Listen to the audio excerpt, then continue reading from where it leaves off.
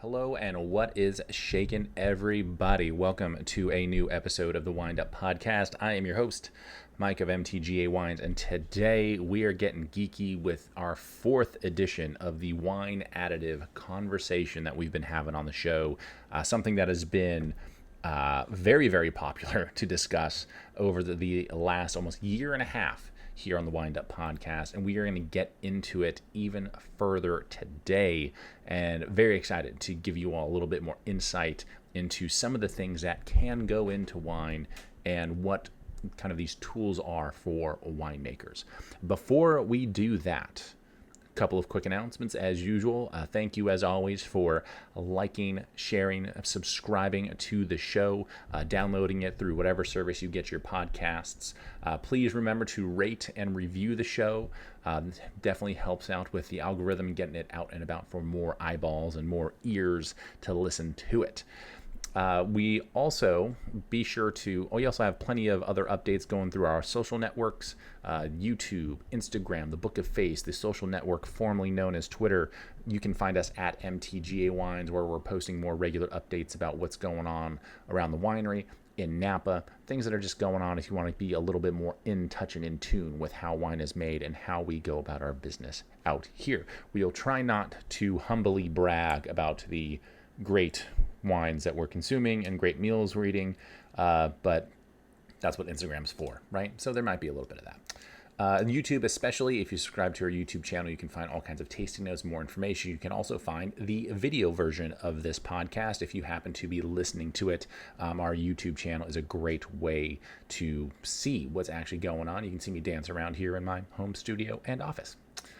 Last but not least, be sure to check out our website, mtgawines.com. You can check out more information on our wines, sign up for our newsletter, wine club, all kinds of good stuff. You can also scroll down to the bottom of our homepage there, and that's, again, mtgawines.com. And through a little email form there, you can submit questions for our monthly Q&A. We will have another one to round out the month of August, just like the one we did last week to round out the end of July, where we try and answer as many of your questions as we can here on the show, as intelligently or sarcastically as I possibly can. All right.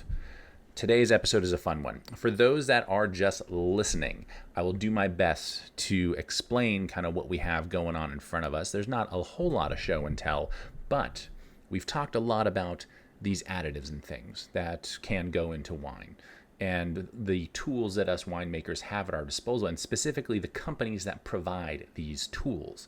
And today we're getting into one of them. This is the 2024 catalog for Lefort. This is a company that we actually purchased some of our yeast from, which is why we wanted to highlight them, because they're a company we actually work with. Now, you might notice that this is a pretty decently sized catalog. It's like a thick magazine, I suppose. I'm going to show you right now that we have 1, 2, 3 pages here. Basically the first few pages of the booklet here, very thin, just a few sections of it. And then on the other side, we have all kinds of stuff to get into. The smaller section that I highlighted here are the things that we actually utilize in the form of the yeast that we use for our fermentations. Everything else in this magazine, which is, how many pages is this thing? It's almost 100 pages long. We use about, a page and a half of stuff, and which are basically 3 different yeast strains that we purchase from them. Everything else is extraneous, just stuff we're going to talk about, because it's everything from the yeast that we use, different yeast nutrients. We're going to talk about malolactic bacteria. We're going to talk about enzymes. We're going to talk about fining agents. We're going to talk about tannin and stabilization. There's all kinds of stuff in here. So when I say, and I've said this many a time on the show, that there's literally hundreds of different things at our disposal to make wine, this is what I'm talking about. And you might be like us. You might only use 2 or 3 of them. You might be someone who uses this entire handbook. Actually, probably not, but you might use a lot of the things in this here handbook because you're trying to create and really manufacture a wine rather than, say, craft it, like some of us. I'm going to do the best I can to explain some of this. I want you to keep in mind that my winemaking experience is very, very practical. I do not have a degree in science. I do not have a degree in winemaking. I know enough about it to be dangerous. And with that in mind, I'm going to speak about this in a fairly casual manner. I am certainly going to give you my opinion on things, and that will certainly be my honest opinion on things, because there are plenty of items in this catalog that I'm not afraid of, right? They're perfectly fine products. If people decide to use them in their winemaking, realistically, that doesn't bother me. Now, the caveat is that I probably wouldn't. In fact, I don't. But I guess it's cool to have the option, especially if it's not an offensive thing. That's something synthetic or GMO or whatever the case may be. But again, this is more of a style. That's more of a stylistic consideration. Now, there are certainly things when it comes to winemaking that I will never use. Just verboten, not allowed. I have dug a very deep line in the sand among certain substances that I will never use in my winemaking, most of them being synthetic, something like PVPP, which is a acronym for a very long polyvinyl done. I always mess up the name. I can never pronounce it right, which is why I always mumble the end of it like I'm speaking French. It's not French, it's just a chemical name. Or you also have things like dimethyl dicarbonate, stuff that I would just never use in my winemaking. There are also other additives like oak chips and sawdust and tannin powders and all kinds of other stuff where I'm like, you know what, realistically, those are things that are naturally occurring. I know you're just extracting them and processing them so they can be added back in certain volumes to like hit certain numbers and levels. Oak chips are also a lot cheaper than buying brand new oak barrels. So, you know what, if you're trying to make a, $5.99, $19.99, whatever bottle of wine, sure, have at it. Would I do that? Absolutely not. Does it bother me? Not really, but to each their own, I guess. Some of the stuff in here is certainly geared towards that kind of large scale like manufacturing. Like, here's how you dial these things in to make sure that you're making, in essence, the same wine year in and year out. It's more of a manufacturing side of things rather than like a craft, like brewery side of things, where it's like, yeah, there's a little bit of a give and take, and batches tend to be different and so on and so forth and such as whatnot. So let's dive into this catalog, shall we? I'm not exactly sure. I'm going to try and stay within our normal like 35 to 45 minute range, but there's a lot of ground to cover today. If we have to break this up into two parts, we just might. But we're going to start kind of on the easier and the lighter side of things, and then I'll try and overly complicate this as much as I possibly can. So hold on to your butts. Now, those first couple of pages, as we open it up here, go right into different yeast selections. These yeast selections are what we use for our alcoholic fermentation. That's taking the nice sugar that's in the grapes and in the must and in the juice, and it's fermenting it. It converts it to alcohol, carbon dioxide. It exudes some heat as well over the course of that process. You also have a lot of different compounds being created in the form of esters and thiols that create a lot of the flavors, aromas, and kind of structural components of a wine.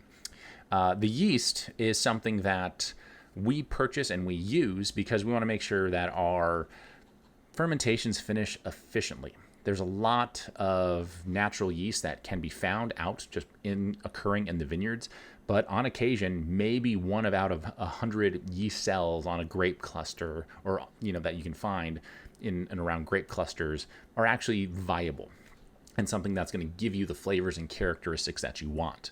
So for those that are interested in natural fermentations and the natural wine movement, you better have a really healthy yeast kind of culture out in that vineyard to be able to achieve that. Believe me, I've worked with vineyards that don't have that, and doing a natural fermentation goes dreadfully awry very, very quickly. And frankly, a lot of them do, but that's natural winemaking in a nutshell. Those of you who know my opinions on natural winemaking know what I'm talking about. Using something that is simply propagated and bred in a lab is not something that bothers me. This is not a GMO product.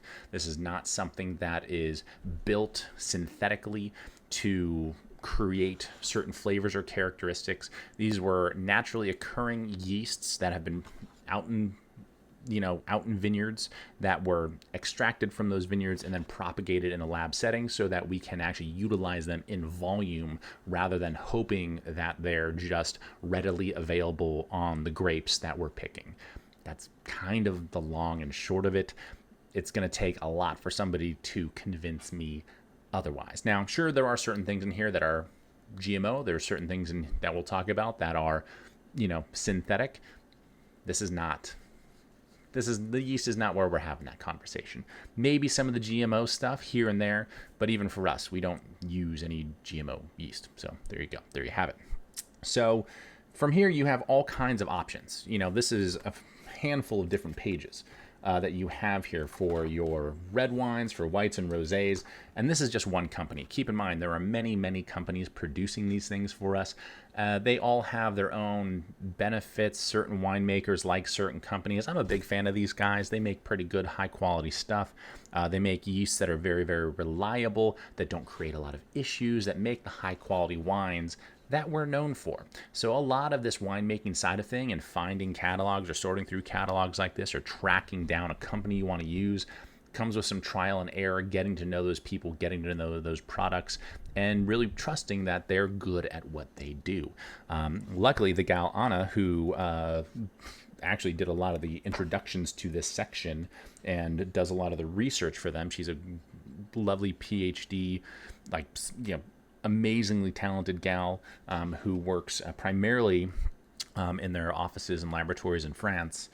We were at a conference with her, or a little seminar with her not that long ago, talking about a couple of these yeast selections that we're looking at right here.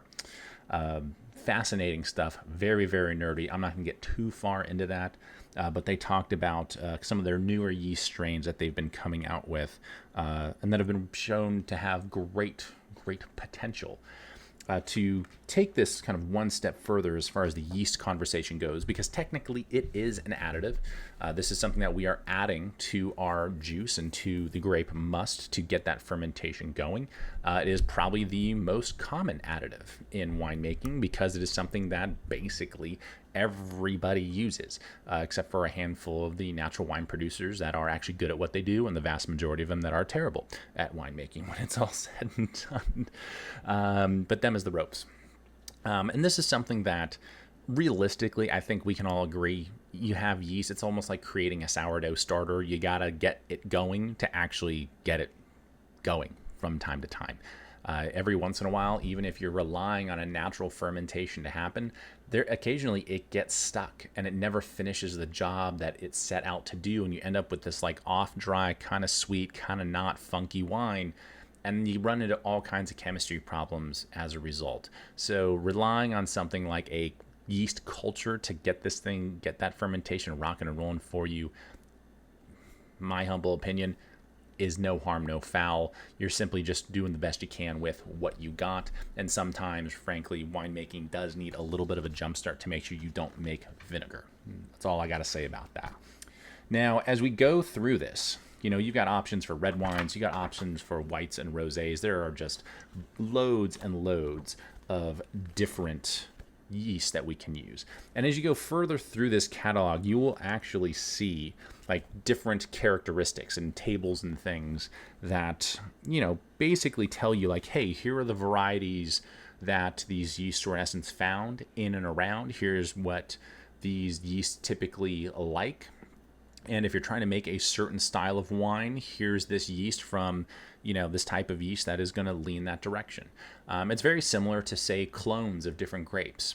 For those that aren't aware, like even within like Cabernet Sauvignon or Pinot Noir, you have different types of Cabernet Sauvignon or Pinot Noir.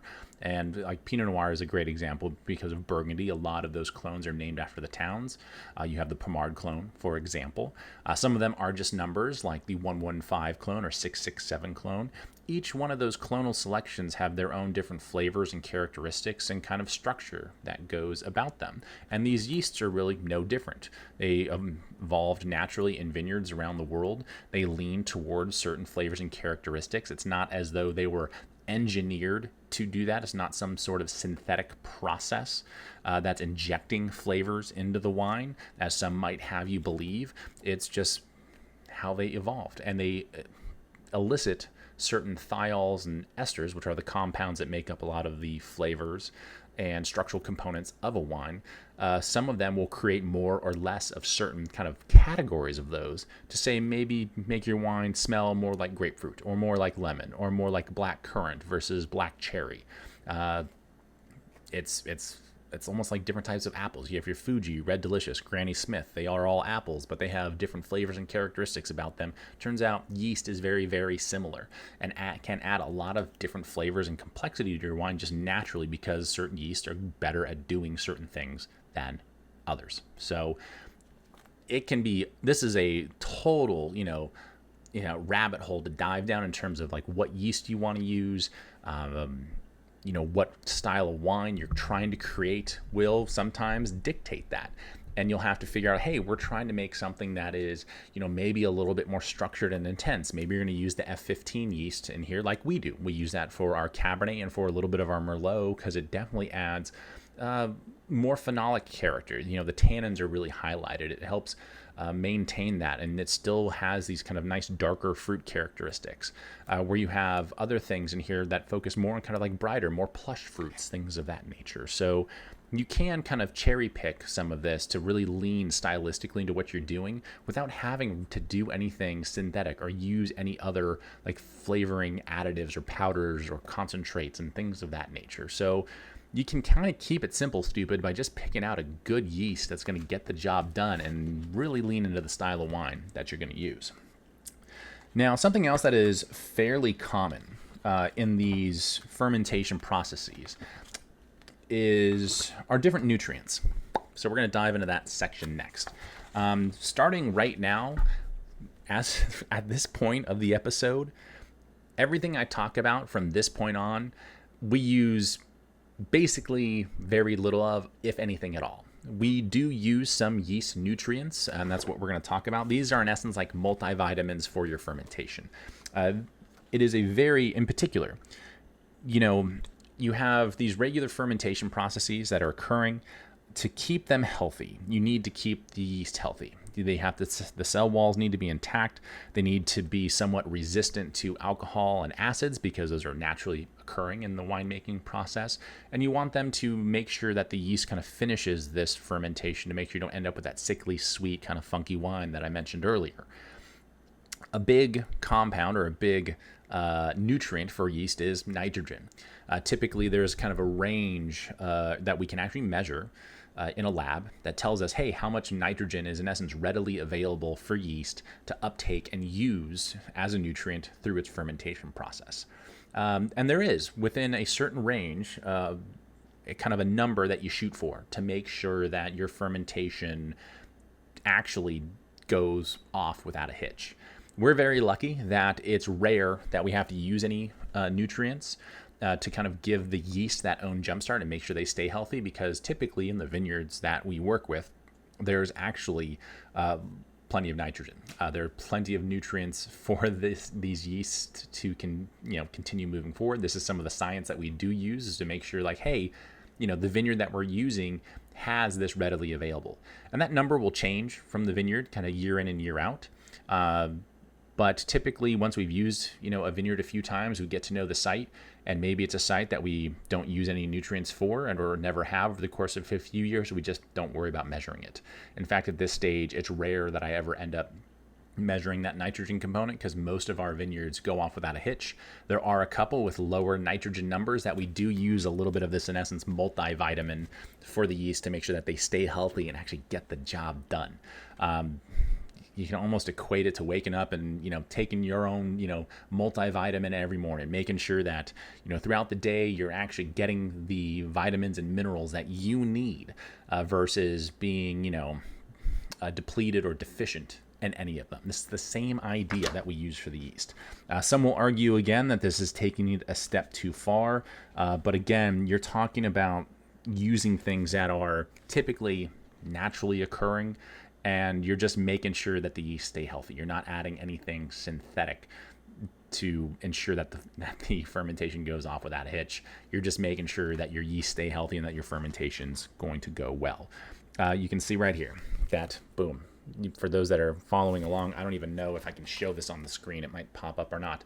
But you can see that some of this contains just organic nitrogen, stuff that's going to actually just give you, hey, here's the stuff that the yeast naturally wants, and here it is in its kind of raw form.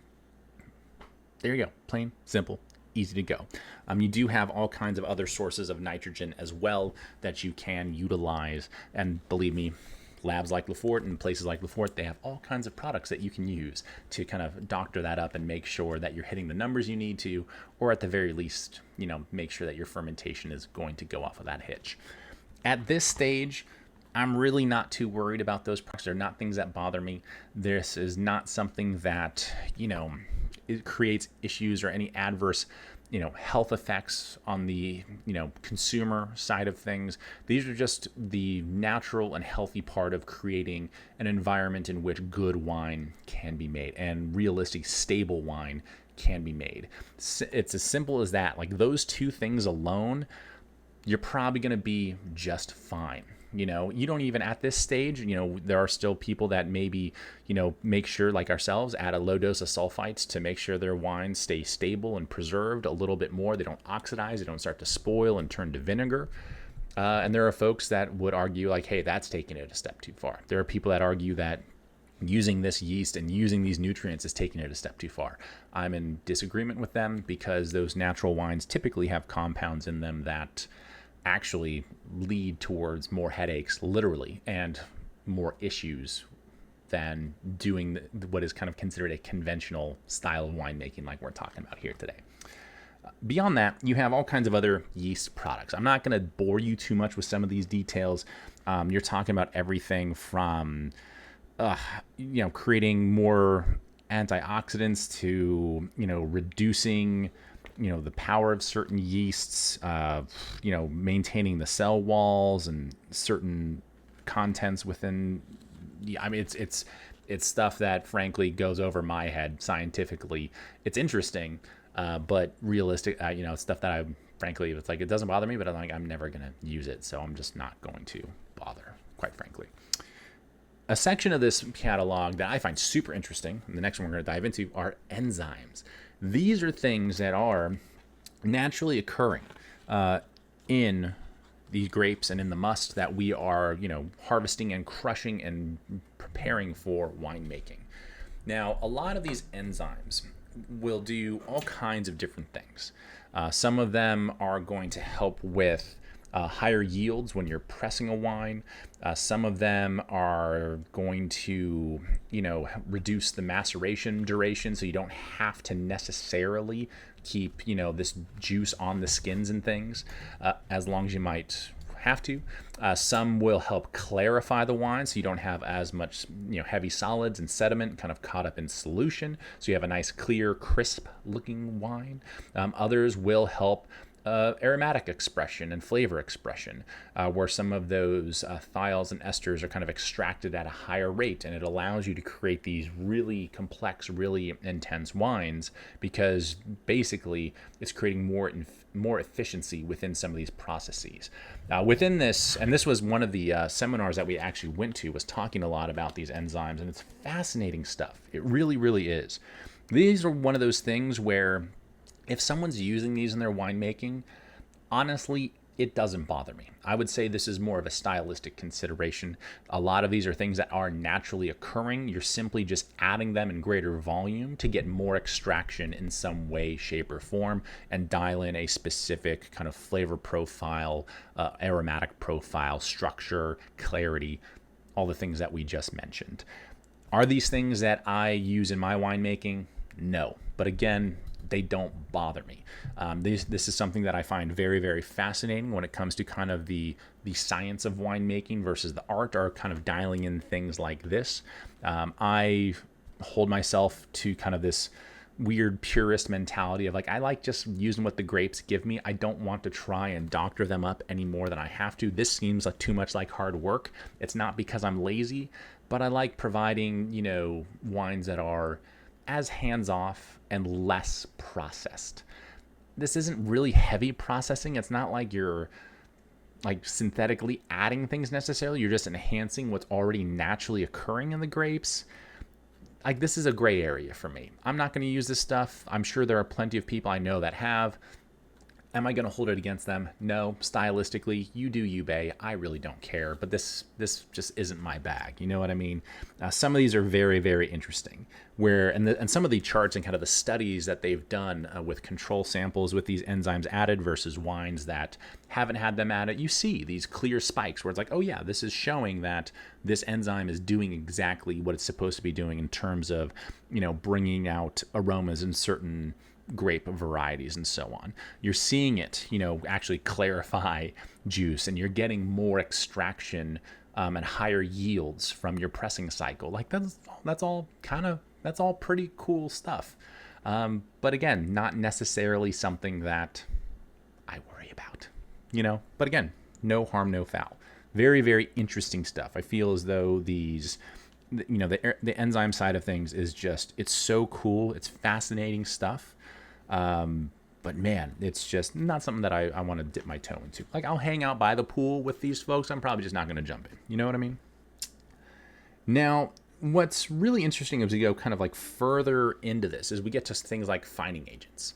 Now, finding agents, there's all kinds of different stuff. And this is really, really cool because I'll kind of show you this here as well. Is that, you have things that you can see the marker, maybe if you're watching right up here, for those that are just listening, these are where you get into some of like the certified like vegan products where you're like, okay, well, realistically, I'm not vegan. I eat plenty of meat, and there are plenty of you that I'm sure do as well. Maybe there's some of you that are vegan out there, but this is the kind of stuff where it's like, hey, it's nice to know this. It's really nice to know that some of these things that you can add are vegan or organic, or even if they're, processed in some way, it's not like some synthetic, finding agent like PVPP, right? You're actually using stuff that's found in nature, and yes, it's an additive, but you're using it. So when I see stuff like that, it makes me happy. Again, things that I'm probably never going to use in my winemaking, but damn it, at least they're on the up and up about it. You know what I mean? It's good stuff. This is the kind of stuff I love to see. You have all kinds of like biosourced things, vegetable proteins that can be utilized.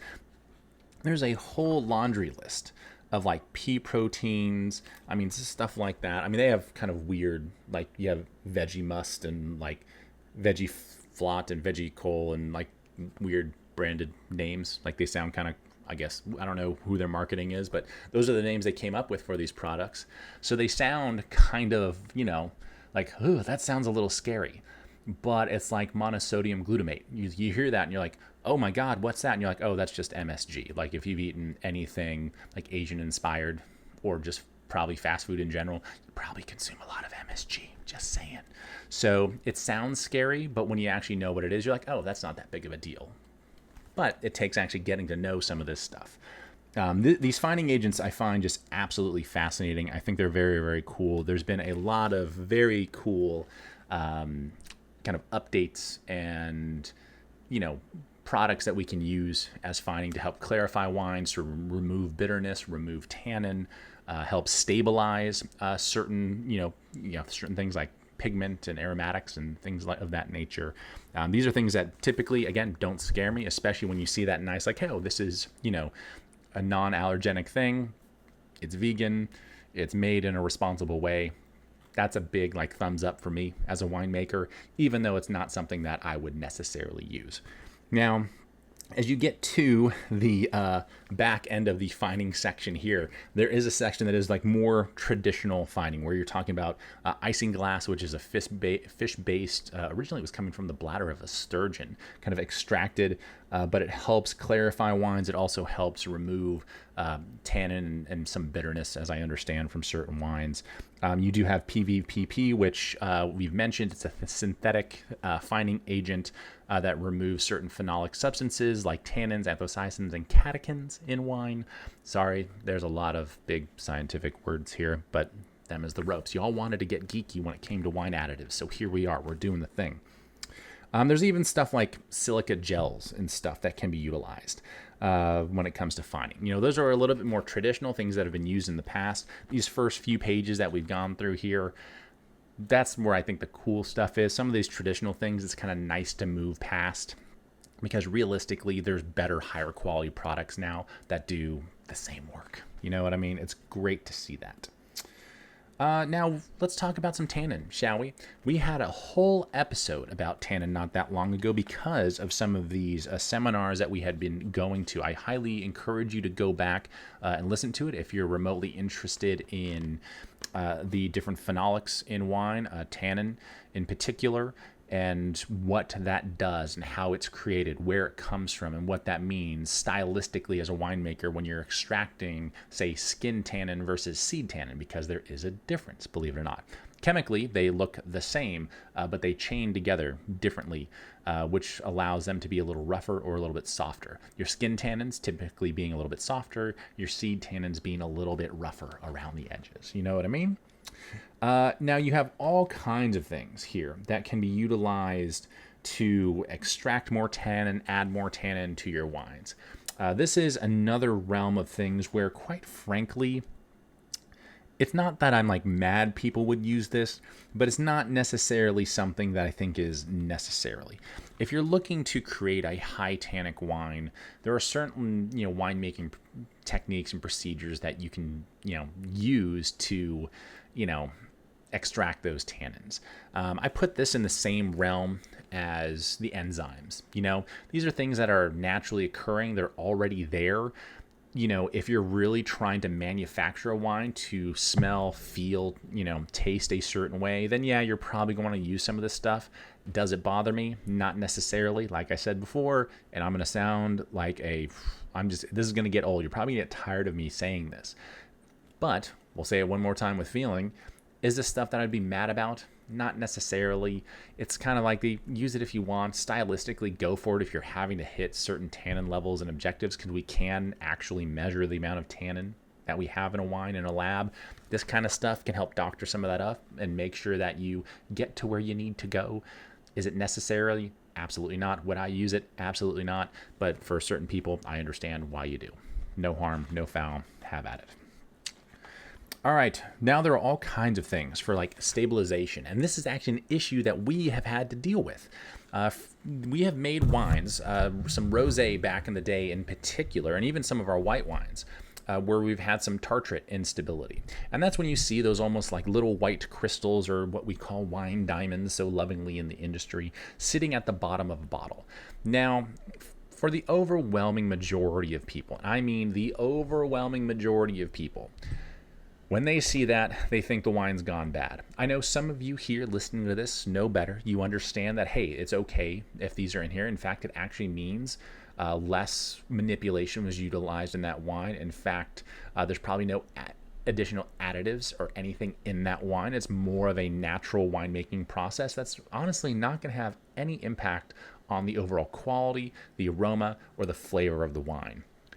But when people see a wine on a grocery store shelf with these little crystals in them, they get bent out of shape. This is one of my biggest pet peeves that I wish that we could get past in the wine industry, is not having to worry about, sediment in our wines, and not just reds, but also in some of our white wines, particularly when it comes to these tartrate crystals, because they're completely like innate. They're not going to do anything to the wine. They're just not going to do anything to the wine. But when it comes to some of these stabilization things, you can use things like gum arabic, which is simply the extract of a sap of an acacia tree. I believe it comes mostly from Africa. But you can use that and mix that into solution in a wine, and it's actually used in cocktail programs to help kind of like fatten up cocktails. It's used in a lot more than just the wine industry. And it's something that can be very safe to use, not have a lot of issues with any allergies or adverse side effects when using it. It is, again, an extract from the sap of a tree. It's like, okay, well, if you're going to use an additive, that's probably about as good as you're going to get realistically, right? So, this is one of those things that sometimes winemakers almost have to use. Frankly, using something like that as an example, typically to help remove those tartrates, we would do something called cold stabilization, because typically those tartrates form and fall out of solution. They polymerize when those wines get very, very cold. So when you put them in your freezer, or if they're in like the fridge section of a grocery store, like chilled down, you'll see them start to form, and that's when you can start to have those issues. But you can do that at the winery But what that means is expending a lot of time and energy keeping a tank that is a large volume very, very cold. Realistically, it's super inefficient. It's a big waste of energy, in my humble opinion, when you can use something like this to kind of circumvent that and not have a huge effect on the flavor, the characteristics, and the quality of the wine all said and done. This is something like this gum arabic that we're talking about. This is something that again, no harm, no foul. In fact, something that I would encourage people to use if they're having stability issues in their wine, because it's something that I think is far more beneficial than having to chill down a giant tank using a ton of energy. Just far better, and something that you can do like right before bottling. Like, it's very turnkey. Really, really nice, actually. Let's see what else we have going on here. So we are talking about tartaric stabilization. There you go. That's more for acid stabilization. We do have microbial stabilization, making sure that certain things aren't living, breathing, growing in your wine when you don't want them to be. Then you have all kinds of like specific treatments. You can do anything from like carbon filtering and fining in here, which can help remove, pigment from the wine. So you can remove and like lighten up a wine by, using some carbon filtering. You can use, all kinds of different preservatives. These are actually some of the other products that we use from Lefort. There's one other page. I knew I was forgetting something. But when we talk about preservatives, we're talking about sulfites, right? That is the contained sulfite statement on every bottle of wine. And what we use here are their Inosterol 2 and 5 tablets. These are actually like little Alka-Seltzer tablets that you can just plop into a barrel. And it's the Inosterol 2 is going to add roughly 2 grams of SO2, and then you're going to, with the 5, you're adding 5 grams of SO2. That converts to, I think it's something like 8 parts per million and 22 parts per million, somewhere in that range, which, in essence, like, it's almost like adding milliliters to that barrel. And if you know how much a milliliter is, it's very, very small. It's a very small volume. You're adding that to a 60-gallon barrel. You're going to have to forgive the transition from like metric to imperial, but winemaking is pretty much all in metric, and we have to do all the conversions in our head. It's why we know a kilogram is 2.2 pounds, 2.21 pounds, and then a gallon contains 3.79 liters. Stuff like that you just have off the top of your head. Really nice to have. And then from there, you have all kinds of other random stuff. Everything from filtering. You get back here to the very back of the catalog, and that's where you get into some of the different oak adjuncts, we like to call them, where you have chips, staves, blocks, sawdust, all kinds of stuff that you can use in your wine, where instead of buying a $1,300 oak barrel, you can spend a couple $100 and flavor your wine as see fit. Many of those oak chips, sawdust, and other oak adjuncts, we call them, are treated a certain way to exude certain characteristics. If you're wanting more caramel or vanilla or chocolate or mocha or whatever kind of characteristics, you can dial in the exact kind of flavors you want to add. If you're curious how a grocery store wine for $15.99 has such great oaky flavor, that's the stuff they're using. They're not using oak barrels.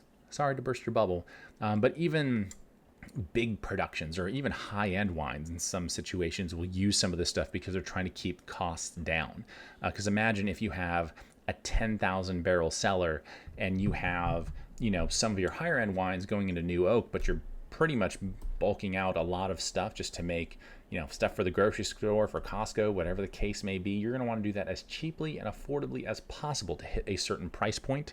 And if you're buying a brand new French oak barrel, that's immediately going to add about $5 in cost to your wine. So if you're trying to hit $10.99, it's going to be really tough to do that if you're spending so much money on just one piece of that puzzle. So you have to cut costs. That's where a lot of those different oak additives and things kind of come into play.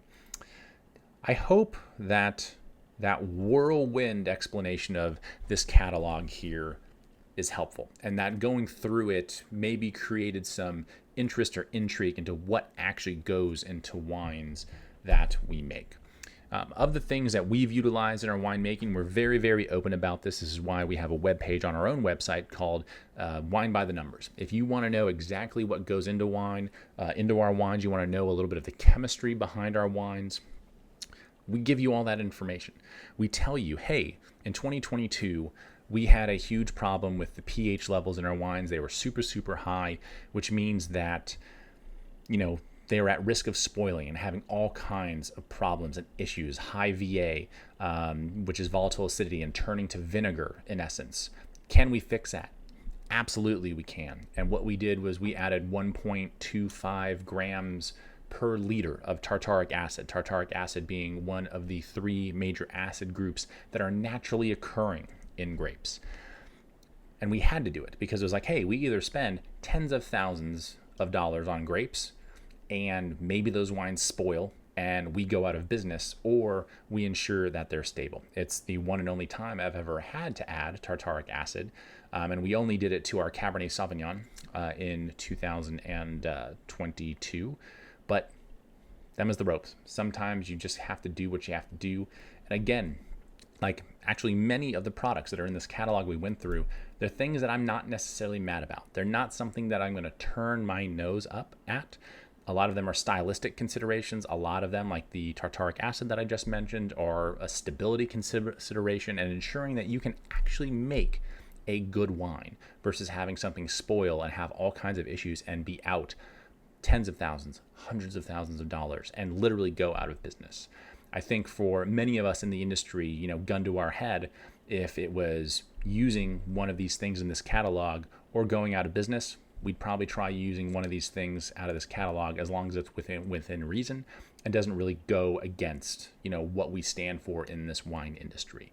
When we talk about things like PVPP, when we talk about things like dimethyl dicarbonate, those are things that I am just against using. You're talking about synthetic products, dimethyl dicarbonate in particular, one that is incredibly toxic.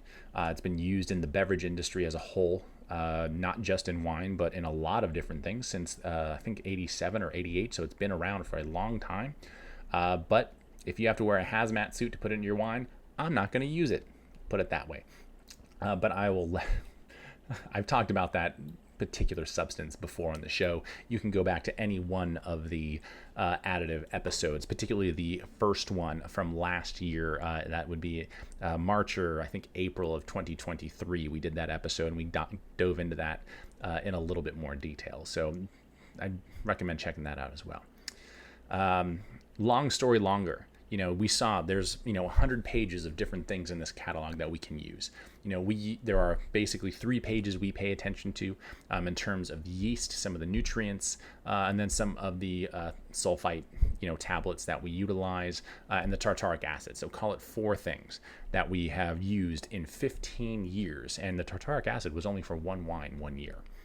Outside of that, we try and just keep it honest, and we also try and tell you exactly what's going into our wines because, again, this is my soapbox. This is something that I think wineries need to be doing more of.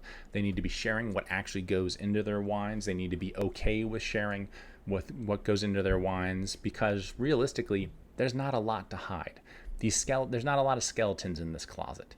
It's just an empty closet that is, frankly, far less scary than many of you probably expect. Again, many of the things, and I'm going to say it one last time with feeling to try and get the point across because we do talk so much about these additives and not using them and talking a big game of trying to make, as honest of a wine as we can, which is something that I still will do for myself, and I know many others jump on that bandwagon. But there are a lot of the items in this catalog that don't scare me, and they shouldn't scare you either because a lot of them are naturally occurring. A lot of them are coming from natural plant material. They're vegan. They're already, established in and around vineyards, such as some of the yeasts that we utilize. A lot of this stuff is not an issue. There are a handful of things in terms of some of the extracts and concentrates, and synthetic agents that are, I think, truly the problem. But also, when you're throwing this handbook at a wine, it means you're manufacturing a wine. Right? You're not a winemaker, you're a wine manufacturer. I think there is a big distinction to be made there. I don't think that it means you can look down on one person or the other because it's a stylistic consideration. It's something that, again, doesn't necessarily bother me. What does bother me, however, is when people are unwilling to talk about this stuff and explain to you, the consumer, what is actually in that wine and why it tastes, smells, and is the way it is. Because I think this stuff is fascinating. I think many other people are going to find it fascinating and, frankly, very helpful to explain why you enjoy certain wines or maybe why you don't enjoy others. So that's my soapbox. I'll leave it at that. Thank you all so much for tuning in. I hope this got the kind of, the thought process really moving, especially as we're looking at harvest right down the line. It is just a few weeks away. For more information on some of these items, if you really want to dive in and see what some of these are all about, go check out Lafort's website. Their company name is spelled Laffort. You just do Lafort wine in your Google search, it'll come up and you'll be able to look at all the products that they have available. You can also look at places like Scott Labs and Lalvin, that's Lalvin. There's all kinds of people that put stuff like this together for winemakers. It's not just them. There are a ton of companies doing this kind of research, utilizing some of this technology and providing these substances for winemakers to create this. A lot of it's very fascinating. It's cutting edge, very cool stuff. But there are those of us that say that's nice. We're still not going to use it. All right, we'll catch you later. Thank you so much for tuning in. Be sure to like, share, subscribe to the show. Follow us on all of our social networks at MTGA Wines. Be sure to submit your questions for our monthly Q&A at the end of the month. You can go to our website, mtgawines.com, scroll down to the bottom of the homepage. That's where you'll see that email form to submit questions, or you can just slide into our DMs or the comment section of any episode, and we will take it from there. Have an excellent rest of the day, week, weekend, and we'll see you next time. Cheers.